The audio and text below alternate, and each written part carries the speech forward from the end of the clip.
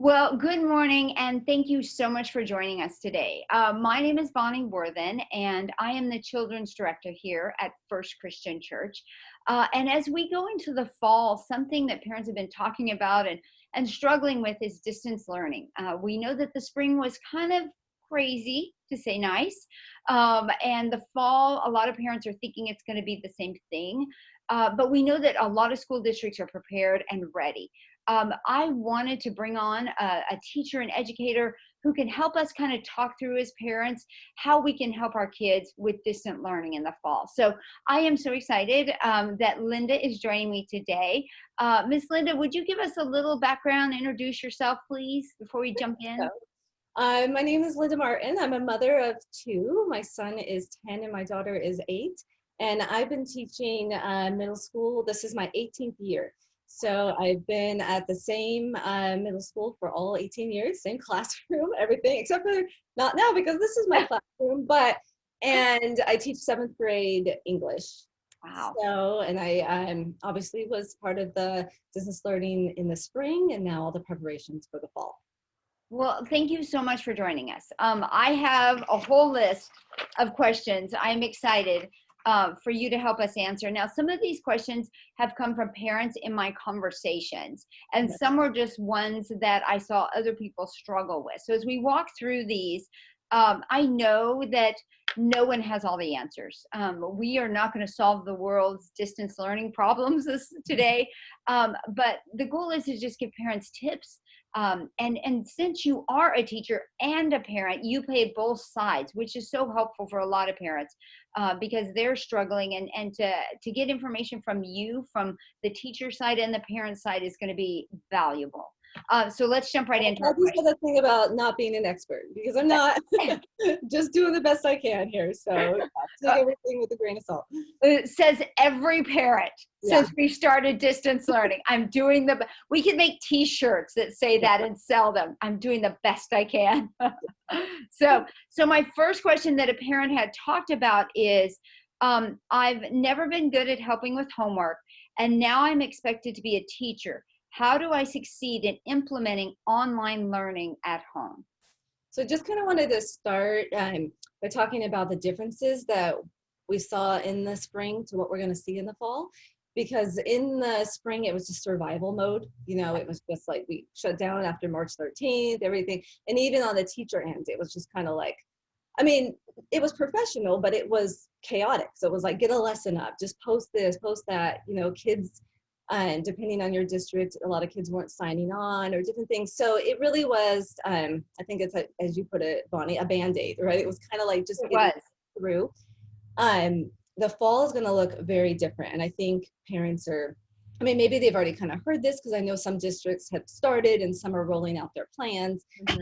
So this may not be new information to some of you, maybe for some of you it is new, but they're breaking it up into these terms called synchronous learning and asynchronous learning. So synchronous is one-on-one live. So kind of like what we're doing right now. Okay. And so it'll be the teacher and it'll be the students and it's a live Zoom and we'll do breakout rooms or I'll project my screen and I'll like teach. And I know there wasn't a lot of teaching in the spring. Right. And I'll admit, even for mine, there wasn't. Like I would, and a lot of times I'd record a lesson and then just post it or things like that. But this year it's live synchronous teaching. Now, depending if you're elementary or upper grades, the minutes on that are a little bit different. But I teach in Garden Grove Unified School District and I'm junior high. But like, so every day we'll do 3 hours of live synchronous teaching in the morning. So kids will get 3 hours of, and then we'll have lunch and then they have 3 hours of this asynchronous time, which is kind of independent work, but your teacher is on call the whole time. So if you need, so let's say you're my student and I said, Bonnie, I'm thinking, after lunch, maybe you come back and we'll check, I'll help you with this assignment. So I can pull you back in and you kind of have to say yes. But maybe I don't pull you back in, but you say, oh, Miss Martin, I'm not really understanding this. I'm contractually obligated to be like, yeah, and our asynchronous time after lunch. So it's like teachers are on call 6 hours. And again, I know elementary, it may only be 2 hours of synchronous so it may be less hour, but the hours may be a little bit different. But so it's going to be very different. Grades are going to count this time where they didn't really, count last time. It was kind of pass fail in the Right. Zoom. Grades are going to count. Attendance is going to be taken. I was just about to ask, is attendance going to be taken? Okay, great. Tardies are going to count. I know Wow. in the spring, we were allowing kids to black out their screens. Uh-huh. And a lot of the reason for that was, some kids aren't comfortable like with their house or, Right. Where they live, or they get self-conscious. You have a nicer background than I do or whatever. And even though that is still an issue and we understand that, we actually are making kids, it's a requirement. They have to be screen on. What a great accountability tool. Yeah. That Yeah. they're I know actually even my own son, he would black out a screen and then be gone. And I'd be like, aren't you in class? So, yeah. So that I won't say that I've done that at a meeting or two. I know. Yeah. Yeah. Wow, that sounds so organized and very intentional. Yeah. So with it, and we're learning a lot as teachers, a lot of the features, Zoom, Zoom has some, and they're, like the breakout rooms, they have like polling where you can just put up a poll and they Right. can answer all that. But then we're also just being educated, and there's different things like, and some teachers were already using them, but like Pear Deck and Nearpod. Anyway, these things that are very interactive, Wow, that's great. all online. So I think it will look a lot different, and it will So be more. that takes a lot of the burden off the parents. I Yes. felt in the spring that it was pretty much just, here, parents, do the best you can. And this is where it's being taken back, it sounds like to me. Yeah. That's awesome. That's No, very exciting. Yeah. Okay, great. See, that's good. That right there is like, okay, we're done. That was great. Because that just shows it's very intentional. And Yeah. as a parent, we want to know that. We want to know that it's an intentional learning situation and not just a take home paper and do it when you can and good luck type of thing. So, Right. wow, that's great. Okay.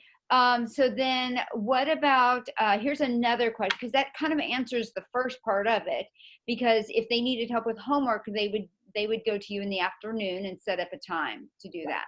Yeah. Great. That's awesome. So,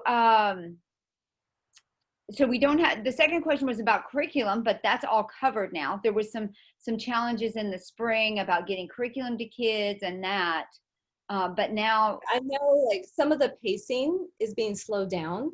Okay.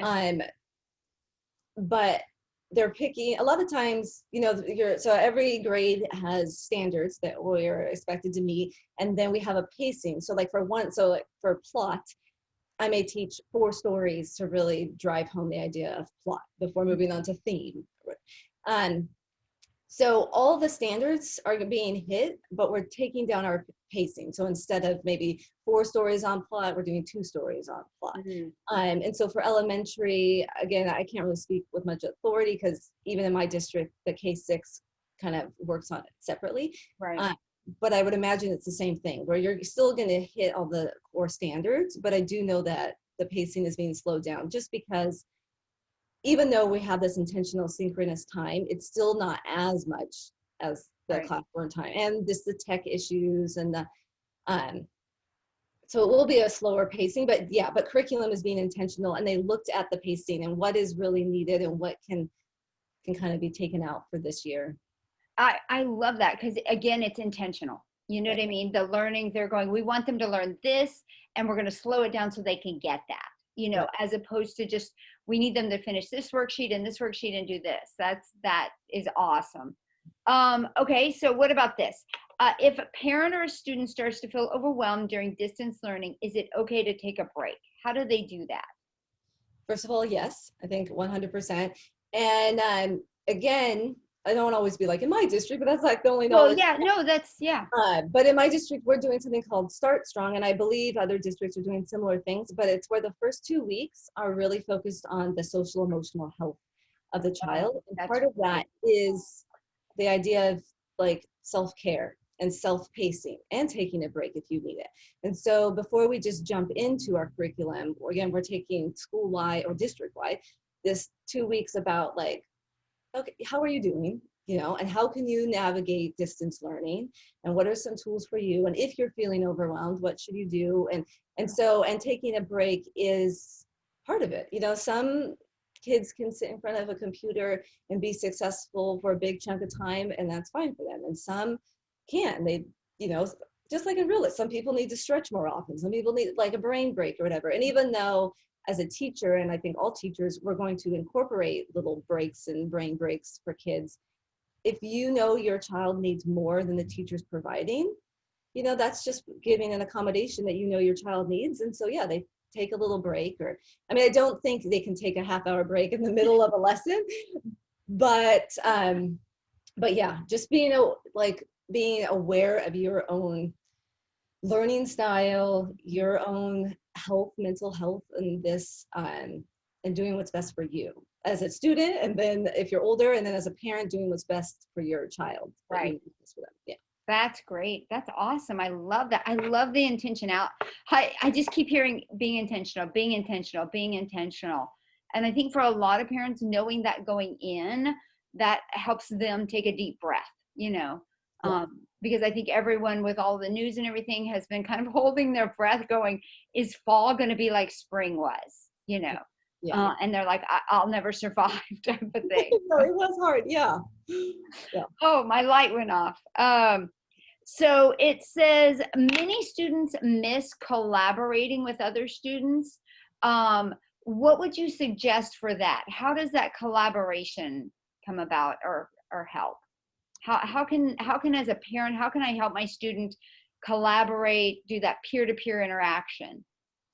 I mean, I think as far as in the school setting, it's going to fall more on the teacher, you know, setting up,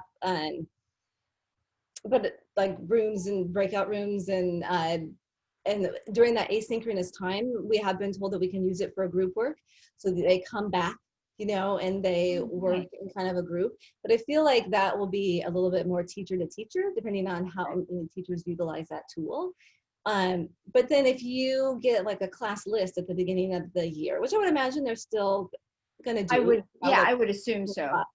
And usually that comes with like an email. So even if it's not teacher directed, you know, like, so if my daughter, Katie, you know, was kind of wanting some collaborative work, or maybe feeling a little bit isolated, I could text or, you know, email or whatever communication I have another mom, and even just set up our own FaceTime or our own Zoom. That's a great idea. And just, you know, would you like to? So I think there are ways you could set that up. I think that's a great idea. Being able to, I think it's just taking the initiative maybe as a parent, you know, to do that. That good call. Okay, so another question. What can parents do to make expectations for assigned tasks clearer for families while at home? Was that what can parents do? Yeah, what can parents do? How can parents help? Yeah, I mean, I do think it will be more clear, like we said, than the spring. But I just think a schedule, and I know that's hard. You know, I have in my life tried and failed many little schedules. I've had jars that I said we were going to fill that never filled. You know, I've had sticker charts that made it 3 days, and that. So I understand, you know, that sometimes those don't always work, but then I have had success with those as well. And I think because we will be in the structure of being in school like this, you know, if there's one aspect of it that is challenging for your child, or that, you know, your child pushes back with a little bit or something like that, kind of creating some kind of consistency or schedule or chart or expectation. That's a good idea. Yeah, so it's just maybe taking the initiative as a parent and knowing your child. Right, yeah. Yeah, okay, great. What has worked well for your children this last year, or that that you haven't planned to set for the fall? For us, making it fun. So like the first couple weeks were just, you know, like, this is boring. I mean, I heard this is boring a lot. You know, this is boring, and I don't want to do this. And and so we made up like a school name, you know. So like in my household, we were Quarantine Academy, and we made a banner, and it's literally still hanging in our dining room. Awesome. We made a mascot, you know, for our school. We made up a school pledge of allegiance that we did every morning, where we pledged to quarantine, you know, like, so, and not that, and I don't want to say that to make a parent feel like they have to do this extra work. Right. They're No, still no, no. be successful without a banner and a school name and all of that. But I just think is making it as fun, and in your attitude as a parent is so important. If you're positive and and you're just like, no, this is, and just pointing out, like, distance learning is not the ideal for anybody. You're not Right. going to ask Yeah. teacher, parent, principal, Right. like everyone knows it's not the ideal, but I think if you Right. really focus on what are the positives, and really driving those home to your child, and to however you can make it, if you have and I know a lot of people are working from home too, like, I'll be working from Right. home and my husband, so I get it, but if you have the time or you wanted to, any way you can make it fun and different aspects like that. Our Well, mascot maybe was we'll put some of those pictures, because I know you took a few pictures. Maybe I'll get a few of those pictures from you and we'll put them down below so parents can see. Because I agree. If it's fun, it's enjoyable. It just is. And at school, when you go to school, there are fun aspects. There are things you get to do, things that are fun, not just the work part of it. So I think that yeah, that's important to do. You also did something as a parent, which I thought was great, is you had your children write journals. yeah. So we're doing, we started them in March, and we call them quarantine journals because, we were, and I've actually had to buy Katie a second one. We filled it up. We didn't realize we'd be in this for so long. And yeah, they're just documenting either how they're feeling or just what we're doing. Oh, we went camping last week, so they're just kind of, I've left them a little open-ended where I haven't given them prompts. I love that. But you could do that too as a parent. You can just Google, Sure. journal prompts or whatever, and then you could make it more directed like that as well. But that's, yeah, that is something that we kind of continued as well. I think that's a great way to get the feelings out and emotions also. And I think for younger kids, now your children are older and can write, but for younger kids, they could draw pictures each day of what they're feeling or what happened, type of thing, to be able to do that. So that, I thought that was a great idea. In terms of bonding, how can a child bond with a teacher that they never meet in person? That one to me seems very hard. So as a teacher, what do you do to bond with your students? Well, I think first is kids are like, they call them digital natives, where technology is second nature to them. Right. So I think for sometimes adults, we feel we're maybe harder to connect with someone online, but we can't really put our experiences on our child. I think it's easier for our kids. That's a great point. And so I don't, but at that same time, some kids may have trouble. And I was thinking about that question. And actually, the first thing that came to my mind was actually to pray for them, to pray for your teacher. Because I know, someone that I maybe don't know very well will ask me, will you pray for me? Or sometimes I even see it like on social media. I'm going for tests, will you pray that I have good? Right. And when I pray for them, even if it's someone I'm not very close to, I start to feel connected to them, invested in them. I am checking my phone, like, oh, did they get their test result? Like I'm caring about their circumstance. So I think if you just made it daily, like, okay, let's pray, for your teacher, and that even though your teacher never knows it, it's building this sense of in your child that they're connected to that person. But did I lose you, Bonnie? Your mic? No, I'm still here. I'm just intensely Oh, listening okay. because I thought, what a great idea that was. Okay. You know where I went. You know me as the children's director. I automatically went, okay, I'd make a sign. I'd draw her face on it. I'd put it on the fridge because then we'd remember to pray for her every day. Or wait, maybe I put it in the bathroom so when they brush their teeth in the morning. My mind was already going with what can we do to make it fun to pray for the teacher. So I was just, sorry. Yeah, no, it was just, I thought you said something, but I didn't hear you, and I'm like, wait, did I? No. I was processing. I was like, what a great idea, because I was thinking that same thing. I was thinking someone who I don't know really well asked me to pray for them last night. And when I stopped and prayed for them, I had that same sense of, oh, I'm with you. We are together. We know each other now, so I think that was just such a great idea. I'm just like, okay, this is good. So Okay, no, yeah, good. And then I did that. Oh yeah, because Bonnie gave me the answers beforehand, so I do have a little. I did. I didn't give you But, the well, I answers, wanted I to gave you think the through them. questions. Yeah. I gave you the questions. Just the question. Mine are all blank. I did not have any answers. That's part of the problem. But oh yeah, and then with that asynchronous time, as a parent, your child may not make the initiative to request a one-on-one. And I think that's going to depend on teacher to teacher. Some teachers may be more intentional and maybe pulling every kid back to get to know them. You may have a teacher that's not doing that, and it's not. And if you notice that your child's teacher is not pulling them in for like a one-on-one Zoom or a one-on-one, then you could just as a parent, you can just request it. And you're not requesting something outlandish, just like, oh hey, Katie would love just 10 minutes, maybe like a one-on-one. I think it would really benefit her. And that's a great idea. From saying no to that. So that could just be a thing too. Would you suggest a parent to do that like once a week, or if they're not, because I do remember I had a parent say to me, one of their son's parents or teachers was being very intentional in the spring, and one was just like, he never saw her. He said he got like videos from her. So would you say as a parent to ask for like once every other week to do 10 minutes, or is that a type of thing? How often is as a parent, would it like once a month? I think that's going to be a little bit a call on what you feel like your child needs. And I guess it'd be, what is the purpose too? So I guess if it was just to get to know you type thing, then maybe just try it once or twice. You know what I mean? Because maybe every week, if there's not a certain thing, it would be a little awkward. But if sorry, I got distracted because Gordon's joining us. I think Gordon's joining us. Hey, Gordon, we are recording. We're glad you're here. Finally, right?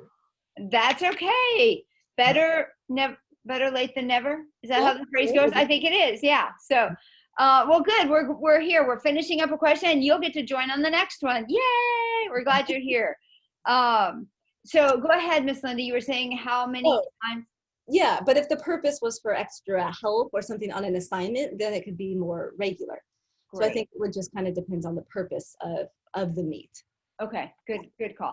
All right, Mr. Gordon, we are so glad you're here. Would you do us a favor? Miss Linda's already done it, but would you introduce yourself, please? All right. Well, I'm Gordon Pate. Pleasure to meet you. I was a 5th grade teacher last year and a 6th grade teacher the year before that. So I guess that's just it. And you have how many children? I have one child. He's 8 years old, going into 3rd grade.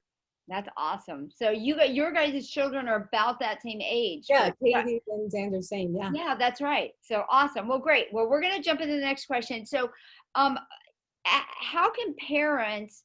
I guess my question would be more like, are parents supposed to be like a learning coach or a co-teacher? How much? Because my daughter obviously is 23 and did not do distance learning when she was growing up. And I felt like there was a lot where I was having to step in and help and come alongside. So depending upon teachers, how much are parents supposed to help? I know they shouldn't do the homework. I know they shouldn't do the work, but what is their job in all of this? What do you as teachers want them to do, I guess? Gordon, do you want to go first? You guys are silent. Well, no, I was going to say that I think really you're not the teacher or you're the parent, so your first role should just be to just remain the parent. And like we mentioned, that the fall will look very different than the spring, and so they are going to have more of a presence of a teacher. And then all that I would like, my dreams and hopes for the parents of my students would be sometimes just to help like with just the reminders or maybe some of the organization, but not necessarily the teaching. The teaching is my job. So I'm the one doing the lessons and the one helping with the homework and all of that. But, but is your child going on the Zoom? That's where you could be helpful as a parent, because I can't really be there now physically to get, someone on my Zoom. Right. So just, making sure that they're just where they're supposed to be. I think that would kind of just be the biggest help, So I don't want parents to feel like they are the ones having to teach or, or even help with everything. But I think just that knowing where they're supposed to be, just getting the schedule down, and then Right. just kind of making sure that they know where to be on Zoom. Because for some kids that may be, if they're younger, obviously more Right. difficult. Right. Yeah. And I think it really depends on your child as well. So if you have a younger child, they're going to need more help than if you have, say, like a fifth grader who can probably do most of the things on their own. But I think a big part of it is making sure they're actually on Zoom and then periodically checking in during the Zoom. Like if it's an hour and a half class, are they playing Fortnite or are they actually still paying attention to class? Is their camera on or is their camera off and they're goofing off? So are they actually engaged and paying attention? I think that's important. And then afterward, also just checking and seeing, okay, what was it that we're working on? What is the homework that was assigned? And is my child understanding the homework? Does my child need to go back and ask the teacher for some extra help in a small group? Because I would imagine that most schools will have a whole class time and then a small group time as well. So do they need to ask these specific questions, and just maybe a little bit more of making sure that the things that are supposed to be happening are actually happening and that my student is paying attention and understanding the concepts that are being taught. I think that's more of the role, which should have been happening, I would say, before Right. last year. Right. That you're checking in on your child with their homework and just seeing, are they understanding it? What are they not understanding of it? Depending on how old they are, I think actually I'd say after about third grade, it's best to have the child go to the teacher and say, this is what I'm not understanding. Maybe before third grade, the parent could shoot over the email and just say, hey, this is something that Joe isn't understanding. Can you maybe help Joe tomorrow? But I think that's probably the parent's role. Awesome. Yeah, as a parent, sometimes it's hard, and you guys are parents too, so you know that balance of how much is help and how much is, how we're supposed to help them. That's a challenge when they go to school, and so then when they're in your house, when they're at home doing it, it's like, well, what do I do? Do I back off? Do I push in? Yeah. So that definitely is going to be a balancing game, Linda. I was just gonna say, I love what Gordon said, and I know you just said it, so I'm not trying to, but I just wanted that what they're after third grade. I love that idea, that making the kid, because I try to do that too. I think my kids come to me and they want me to intervene or me to email something, and it's like, well, especially my son who's gonna be in fifth grade, like, and that's a life skill to teach your kid. Yes. Like, you write the email or you ask for the help. So I think that was great tip. Yeah, and even I think that's a great point because kids start being able to volunteer in children's ministry when they're 11, and I love the parents who will stand there and push their child, go talk to Miss Bonnie, go talk to Miss Bonnie, as opposed to the ones that come up and say, hey, my child here wants to volunteer. And I think it's a great life skill. So, okay, there's a positive thing that all these kids are going to learn through this, how to do that. So, the other question, a very practical question, is what are some of the best spaces for children to study and do school in? Because some people have very small houses or, one computer and it's on the kitchen table. So how do parents make that different than playing Fortnite or, surfing the web or stuff? I'll jump in. I will say that on the bed is not the best place. I had a handful of students who would spend our 2 hours lounging, they're lounging on the bed with the computer next to them or their iPad next to them. I had kids that were in a busy room in the living room that I thought worked just fine because it was other kids next to each other, but they all had headphones on and they were all working. So I think if you can get even, there's a lot of places that sell $5 headphones that are over-ear headphones that then block out a lot of noise. So you can be next to somebody, you just have your computers facing different directions. And then actually the parents can see what's going on. And it's probably a really good thing to be somewhere like the kitchen or the living room where you have headphones on so you're not bothering anybody else, but you can be seen and you're not at the TV or in your room where nobody can see. So I definitely think somewhere at a table or a desk is best, but just not laying down. I like the headphone idea really because I am a visual learner. So things distract me all the time. When people go by my office, I'm like, what? So that idea of being in case, that's a great idea. What about you, Miss Linda? What do you think? What are some of the best spaces? Yeah, I mean, I think you know your child and what distracts them. Mm. Right. So like we have a room where my son does play like his video games and the TV's there. And so we're gonna have him, just move so he doesn't even, so he's not like tempted or that's just not a Yeah. distraction or whatever, just like a different little space. Um, and then I saw somewhere that talked about how important it is to have your computer the best you can at like your eye level, Uh, because all day, if you're just kind of like, it that's kind of goes with being in the bed too. yeah. But even right now, my laptop is up on some books, so you're not like it's just in these weird kind of positions, just to try That's great. to help you while you're learning. Yeah.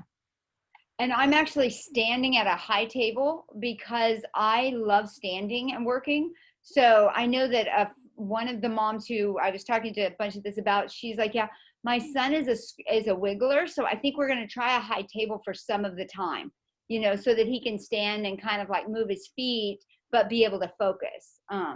So that's great advice. I love that. Now, how can parents help with the social emotional aspect? Because some kids are just really struggling. And depending upon where you are, some parents are like, no, we're going to stay home because we have grandma who could get sick and we need to keep everyone, at home, which is fine. How through screens? And Lindy, you had said something that one of your daughter has a cousin or something. So share how that works. Maybe, I'd love to hear that. Yeah, so earlier, I think it was before we started recording, I was talking to you about her cousin. My daughter's cousin lives in Texas, and so they FaceTime play sometimes for way too many hours a day, but they're like on Roblox or Minecraft or something, and so they're playing a game and then they're communicating and talking and connecting that way. Um, but I think for the social emotional health, and I know we talked about this a little bit before, but a lot of it is like your attitude as a parent. So I think they're really going to feed off of that.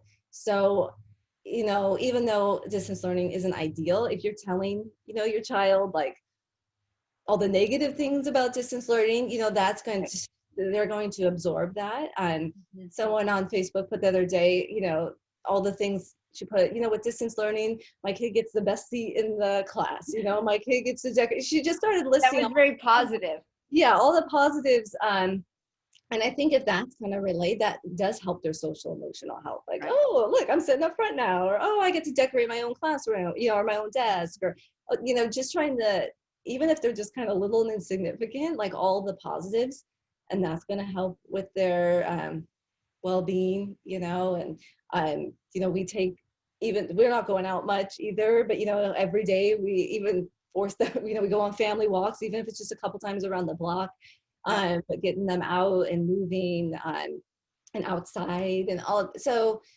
I think all of those little things, even if you're not maybe having play dates with friends, those are different ways to kind of help them emotionally.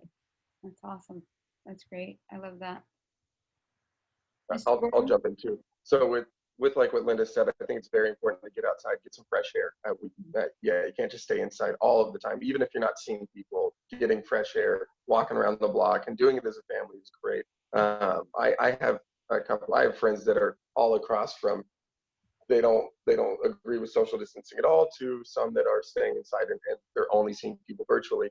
So I do things with those different people, just how they want to do them. So I have one friend that we do Netflix party, which is Netflix, and then at the top there's a little NP, and you can actually watch a movie with a friend, and then there's a little chat box and you can type back and forth to each other while you watch the movie, which is kind of cool. So that's a way, or just having like a Zoom with some friends, to having what I think the term is social bubble, where you have people that you go hang out with who you know what they're doing and you're comfortable that they're only seeing these certain people are doing these certain activities, and so you can go hang out with those people because they're doing the same level of safeness that you're doing, and so you can then go actually see these people, understanding that you guys are kind of doing the same thing, so you're at the same risk level with those people.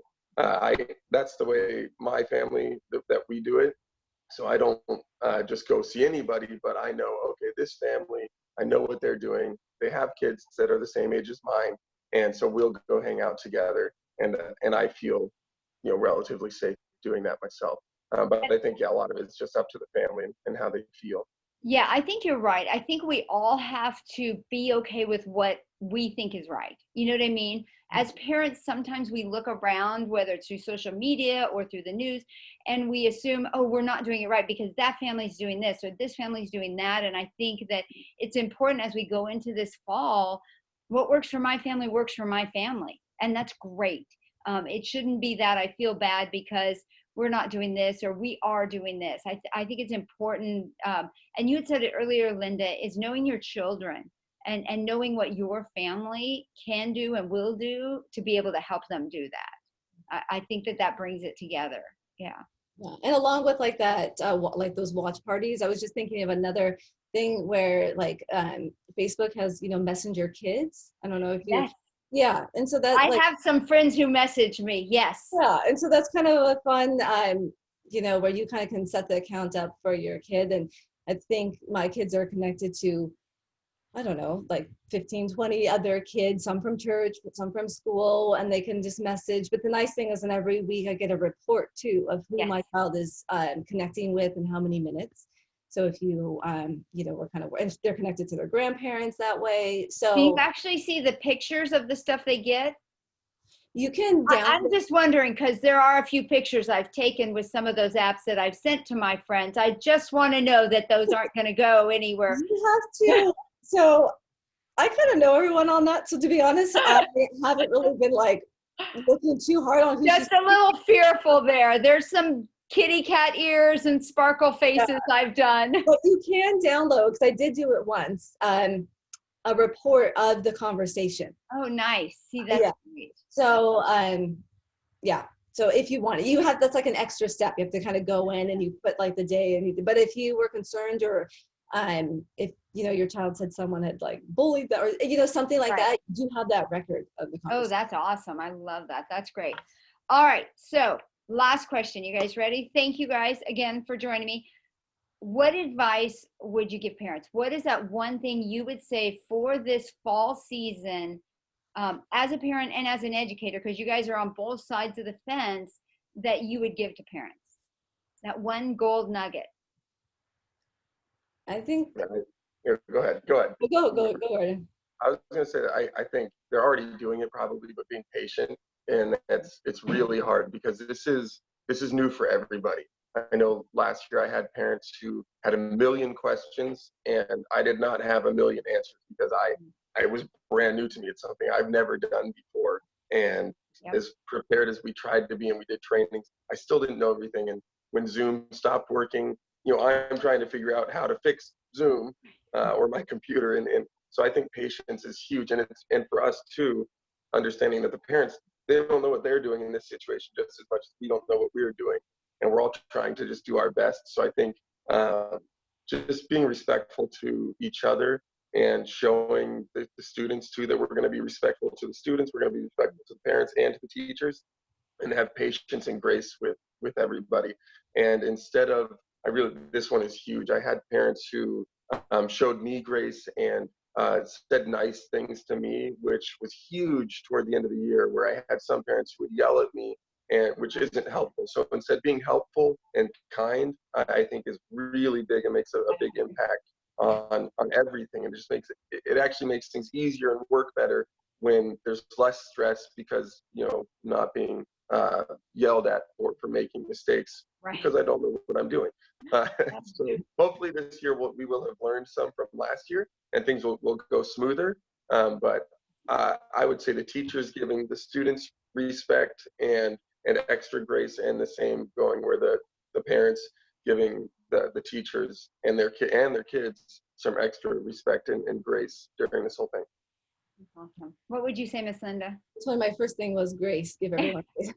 But I think I've heard people say, and even some of my friends, like, oh, my child, they already lost the spring and now they may lose a whole nother year, and about falling behind or things like that. But we're still, we're moving in a trajectory, and students are still moving in the right direction. And so even though distance learning isn't ideal, even though pacing is being slowed down a little bit, especially now in fall that that we are going on curriculum and everything will be better, but your child is still moving forward. you know, they're still learning things. I mean, if anything, they're learning tech skills, and those are really important for life. Right. So they're learning, so they're not wasted year. You know, I hate when the people say like, oh, spring was a waste. It wasn't a It's waste. not. No. Right. You know, nothing is really a waste. And so again, your kids are going to be okay. They are learning, they're moving in the right direction. You know, all of this technology isn't the enemy, you know. So That's kind of true. Oh. what I would say. No, I love that. Thank you. That was great. It was funny because I spoke to 2 other teachers and I said, "Hey, I know you can't join us today, but what's your tidbit? What's your nugget?" And both of them said, "Offer grace." Yeah. The parents and students. So I think that that's kind of a theme, is that grace and being able to give students grace and teachers grace. And, you know, And that yourself really, grace. Yeah. yes, give yourself grace as a parent and as an educator. I think that sometimes we set unrealistic standards, and then when people don't meet these standards we've set, the grace isn't there. So I think in the society we live in now, there should be more grace than less. So thank you guys so much for joining me today. This has been wonderful, and I know that parents are going to so enjoy this. Thank you, Miss Linda. Thank you, Gordon, for joining us. Bye, guys. Thank you. Bye, Gordon. Bye, Miss Bonnie. Yeah.